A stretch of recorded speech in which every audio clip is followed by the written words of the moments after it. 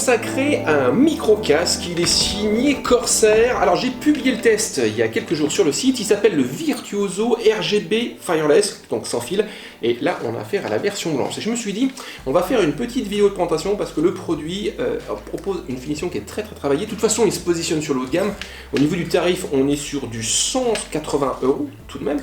Alors ce que je vous propose, c'est qu'on fasse un petit tour d'horizon, qu'on regarde ses principales caractéristiques, on regardera également un peu en détail sa finition qui est vraiment premium, et je vous donnerai également mon ressenti puisque je l'ai utilisé pendant plusieurs semaines et dans différents contextes, donc au niveau de l'écoute de musique, au niveau de la lecture de films ou de séries, et enfin je l'ai utilisé en gaming, donc là on regardera, on pourra juger également de la qualité de son micro. Donc il s'appelle le Virtuoso RGB Fireless, donc RGB, bon, on va le voir, hein, on a également un rétroéclairage qui est personnalisable, donc Fireless, sans fil, mais il propose bien plus. Allez, c'est parti.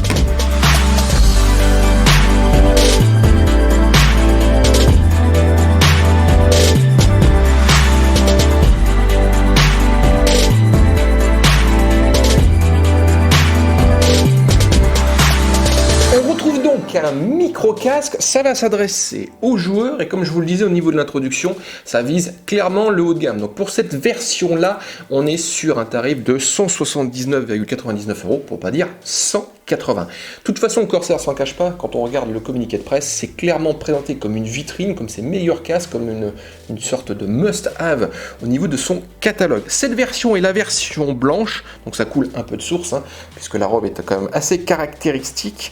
Donc ça va toucher différents éléments, l'arceau supérieur, également les écouteurs en externe, donc au niveau du châssis bien sûr. Hein. On a également différentes nuances de blanc, alors c'est très délicat, avec un blanc mat, un blanc un peu plus criard, ou encore une finition ici. Alors je ne sais pas si vous allez pouvoir la voir, oui on le voit légèrement, donc piano, ça va permettre également de mettre en avant le RGB qui est personnalisable.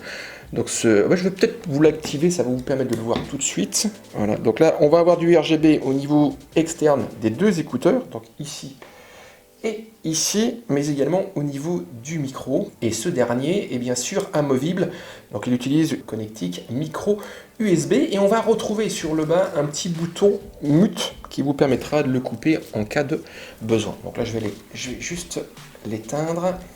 Au niveau de l'ergonomie, on va retrouver un casque qui propose des réglages très classiques, un arceau où on va pouvoir régler donc l'écartement avec un réglage à droite et à gauche, différents crans et bien sûr un petit système de numérotation pour bien équilibrer le casque entre les deux oreilles. On retrouve des écouteurs fixés sur un double système de fixation, donc ça permet, alors je vais vous montrer un réglage au niveau rotation, donc là on est sur du 180 degrés. Voilà, comme ceci, et on peut également profiter d'un petit pivotement à droite et à gauche. Finition, c'est du cuir synthétique, aussi bien au niveau de l'arceau qu'au niveau des deux écouteurs, et on retrouve de la mousse à mémoire de forme. Les deux écouteurs vont englober totalement les deux oreilles, donc là on parle de casque circo-oral, on a affaire à des écouteurs néodymes de 50 mm, capables de proposer un son surrond en 7.1. On va retrouver également différentes petites choses au niveau des deux écouteurs. Alors sur ma droite, on a ici une petite molette qui permet donc de gérer le niveau sonore. On a également sur le bas un petit sélecteur, ça vous permet de passer en mode USB ou sans fil. Et alors, on va également, sur la gauche cette fois-ci, donc avoir la connectique pour le micro, on en parlait, une petite prise jack 3.5 très classique, audio et un petit connecteur USB pour le rechargement. Concernant donc son fonctionnement, donc là il est en mode sans fil, c'est clairement le Fireless qui est mis en avant par Corsair. Par contre, il offre quand même beaucoup plus de possibilités, ce qui ouvre à un champ d'exploitation un peu plus vaste. Donc au niveau du mode sans fil, on utilise une petite clé USB que vous avez ici à connecter sur un port libre de votre PC et le casque va se mettre à dialoguer. L'application IQ vous donnera la possibilité de personnaliser donc le rétroéclairage, mais également de profiter d'un equalizer ou d'activer le son sur onde 7.1. Par contre, il est dommage que le Bluetooth soit pas pris en compte, donc là, impossible de le faire dialoguer avec un smartphone en mode sans fil. Mais on peut l'utiliser. Alors là, j'ai Mixter Dinosaur qui a le câble dans sa gueule. Voilà. On a ici, c'est livré en bundle. Alors ça, c'est du câble tressé très bien fini. Un petit jack audio très classique 3.5 qui vous permettra donc de l'utiliser avec ce type de connectique sur un périphérique mobile, donc smartphone, tablette ou alors console de jeu. Et on a également un autre câble, cette fois-ci c'est un câble USB qui vous permettra de l'utiliser dans ce mode-là si vous le prenez pour jouer et malheureusement il est totalement déchargé. Donc là vous pourrez bien sûr procéder à son rechargement tout en profitant donc de votre casque. Au niveau du port de ce casque-là, alors personnellement je le trouve agréable, en particulier au niveau des deux écouteurs. Par contre, l'arceau supérieur est assez dur. Moi je le sens vraiment bien au-dessus de la tête. Alors si ça peut être pas un défaut, mais une remarque, d'un autre côté, ça apporte un plus puisque le casque se porte très bien et il est très ferme. Donc il ne bouge pas une fois qu'on l'a sur la tête. Alors je vais vous montrer. Donc là je le mets, je le règle, voilà.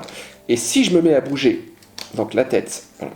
Voilà. Si je me mets à bouger la tête, vous voyez, il bouge absolument pas de souci, le micro reste bien en place, j'ai pas des écouteurs qui viennent s'enlever des oreilles, donc là c'est un gros plus. Au niveau du rendu sonore, moi je le trouve très agréable, on a un rendu assez neutre qui porte tout de même sur les aigus et les médiums. Alors du coup on a un casque, surtout si le son sur onde 7.1 est activé, qui va vous donner beaucoup de détails lorsqu'on est en train de jouer. Donc le monde extérieur s'entend très bien, les oiseaux, les craquements ou l'arrivée d'un ennemi à droite ou à gauche, c'est vraiment appréciable, donc du coup l'immersion gagne en qualité. Par contre, on a un système de basse qui n'est pas excessivement virulent. Donc, les basses sont présentes, bien sûr, mais elles manquent, moi, à mes yeux, de dynamisme et de profondeur. Et c'est un petit peu dommage, puisque là, du coup, on a un petit recul au niveau de l'immersion dans les scènes d'action, où là, ça se met à exploser partout, où ça tire dans tous les coins. Donc là, c'est un petit plus. Par contre, vous pourrez tout de même améliorer un petit peu tout ça avec l'application iQ, qui vous donnera accès, bien sûr, à un equalizer. Et vous avez même différents profils selon le type de jeu. Alors le mieux, c'est qu'on se retrouve dans un tout petit instant sous un jeu vidéo afin qu'on puisse voir ensemble la qualité de son micro et bien sûr je vais fonctionner en mode sans fil. Donc il s'agissait ici d'une présentation donc du Virtuoso RGB Fireless en version blanche. Donc vraiment un casque qui est très bien fini. Je vous mets un petit lien au niveau de la vidéo si c'est un casque qui vous intéresse. Donc là on le trouve aux alentours entre 170 et 180 €. N'hésitez pas, si vous aimez cette petite vidéo, de laisser un commentaire et un petit pouce. Vous pouvez également vous abonner. Pas oublier de cliquer sur la petite cloche pour être averti des prochaines sorties. Et moi, je vous dis à très bientôt. Alors, on va se retrouver in-game. Alors déjà ça commence fort, j'ai pas le temps de vous expliquer où je suis. Bon voilà. Bon, je suis désolé, hein, c'est pas que je suis un anti-écolo, mais voilà, il me fallait que je calme cette bête féroce. Alors pour reprendre, je suis sous Far Cry New Dawn. C'est un standalone de Far Cry 5. Donc on est dans une histoire qui va se dérouler plusieurs années après cet épisode-là. On a eu une explosion d'une bombe très conséquente dans la région qui a absolument tout rasé. Et avec le temps, les années, la nature a repris ses droits et on se retrouve dans une végétation très luxuriante avec une trame connue, bien sûr, puisqu'on a des méchants qui ont décidé de prendre sous contrôle cette région. Et notre mission va être bien sûr de libérer le peuple opprimé de ces mauvais personnages. Et on peut être accompagné donc de différents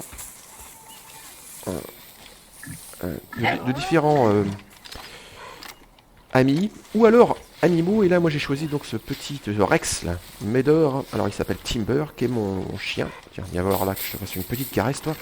Voilà. Mais oui.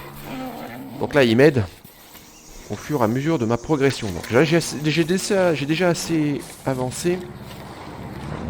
Je vais me cacher pour éviter le combat.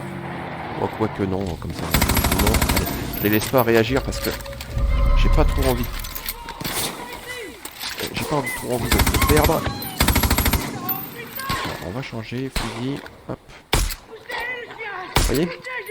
Voilà, regardez, le chien va s'occuper. Je vais le laisser faire. Voilà. Donc on a une mission principale et des petites missions annexes qui est un petit peu propre à Far Cry 5. On aurait pu même pêcher, mais bon là c'était pas le but. Donc au niveau de la map, elle est un peu plus petite que celle de Far Cry 5. Par contre on a plein de petites missions annexes.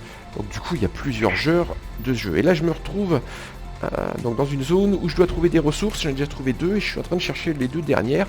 Bon c'était voilà. Ah là il y a même un ennemi qui a des ressources. Donc là je vais juste bouger son véhicule. Allez on descend. Viens voir là toi. Voilà. Et je dois trouver donc encore des rouleaux de scotch. Alors où vous vous cachez? Donc, je crois que je suis déjà allé voir ici. Ouais je suis déjà allé voir ici. Par contre j'ai un peu de mal à les trouver. Ah oui et puis il y a aussi dans ce jeu là des caches de survivalistes. Ouais non ça en est une. Et donc du coup là, il y a toujours pas mal de petites ressources à trouver. Voilà, alors, est-ce que... Ok, j'ai des ressources. Ah ben voilà. Le 3e et le 4e, mission accomplie. Ok, tu... Allez, avance, s'il te plaît, le kleps. Qu'est-ce qu'il y a? Non, il n'y a rien.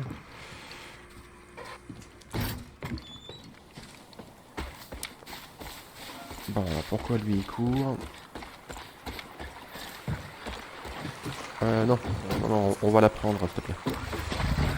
Ça a autant de sens que tout le reste. Ouais, merci. Médor, tu viens là? Allez.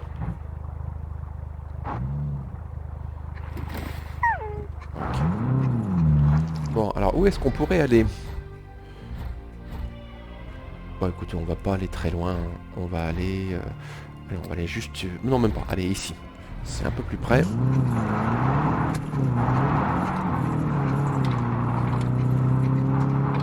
On aurait presque passé la tête par la fenêtre. Allez, qu'est-ce qu'on fait? On se fait encore un petit combat. Bon, je vais essayer. Surtout sans perdre. Ok, donc là j'ai des animaux... alors c'est pas forcément des animaux sauvages. Enfin, carnivores et méchants. Allez. Ok. Est-ce que j'arrive à vous faire un shoot en pleine tête? Regardez, mon chien il est quand même efficace, hein. Il va s'occuper tout seul. Bon, bah voilà, ce que je disais. Voilà, donc il s'agissait d'un petit test in-game de ce fameux micro du Virtuoso, RGB Fireless.